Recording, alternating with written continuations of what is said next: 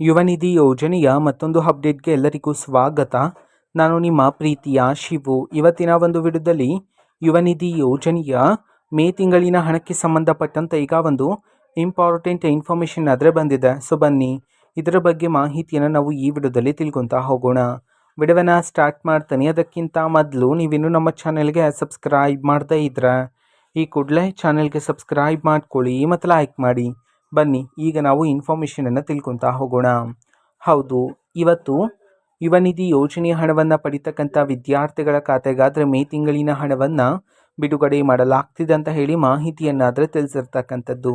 ಯಾವ ಯಾವ ಜಿಲ್ಲೆಗಳಲ್ಲಿನ ವಿದ್ಯಾರ್ಥಿಗಳ ಖಾತೆಗೆ ಇವತ್ತು ಯುವ ನಿಧಿ ಯೋಜನೆಯ ಮೇ ತಿಂಗಳಿನ ಹಣವನ್ನು ಇವತ್ತು ಬಿಡುಗಡೆ ಮಾಡಲಾಗ್ತಿದೆ.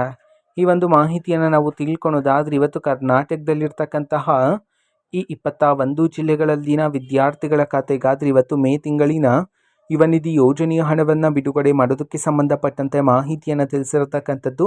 ಬನ್ನಿ ಈಗ ನಾವು ಆ 21 ಜಿಲ್ಲೆಗಳ ಹೆಸರನ್ನು ತಿಳ್ಕೊತಾ ಹೋಗೋಣ.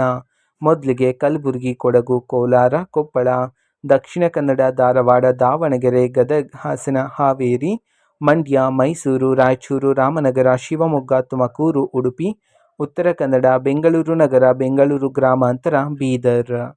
ಈ 21 ಜಿಲ್ಲೆಗಳಲ್ಲಿನ ವಿದ್ಯಾರ್ಥಿಗಳ ಖಾತೆಗಾದ್ರೆ ಇವತ್ತು ಯುವ ನಿಧಿ ಯೋಜನೆಯ ಮೇ ತಿಂಗಳಿನ ಹಣವನ್ನು ಇವತ್ತು ಬಿಡುಗಡೆ ಮಾಡಲಾಗ್ತಿದೆ ಅಂತ ಹೇಳಿ ಇದೀಗ ಮಾಹಿತಿಯನ್ನಾದರೆ ತಿಳಿಸಿರ್ತಕ್ಕಂಥದ್ದು.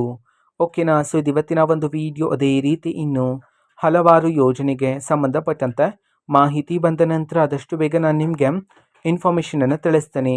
ಅದಕ್ಕೋಸ್ಕರ ಚಾನಲ್ಗೆ ಸಬ್ಸ್ಕ್ರೈಬ್ ಮಾಡ್ಕೊಳ್ಳಿ ಮತ್ತು ಇನ್ಫಾರ್ಮೇಷನ್ ಇಷ್ಟ ಆಗಿದ್ರೆ ನಿಮ್ಮ ಫ್ರೆಂಡ್ಸ್ ಆ್ಯಂಡ್ ಫ್ಯಾಮಿಲಿ ಮೆಂಬರ್ಸ್ಗೂ ಸಹ ವಿಡಿಯೋನ ಶೇರ್ ಮಾಡಿ. ಜೊತೆಗೆ ಚಾನಲ್ಗೆ ಸಬ್ಸ್ಕ್ರೈಬ್ ಮಾಡಿಕೊಂಡು ಸಪೋರ್ಟ್ ಮಾಡಿ. So thank you. ಬಾಯ್.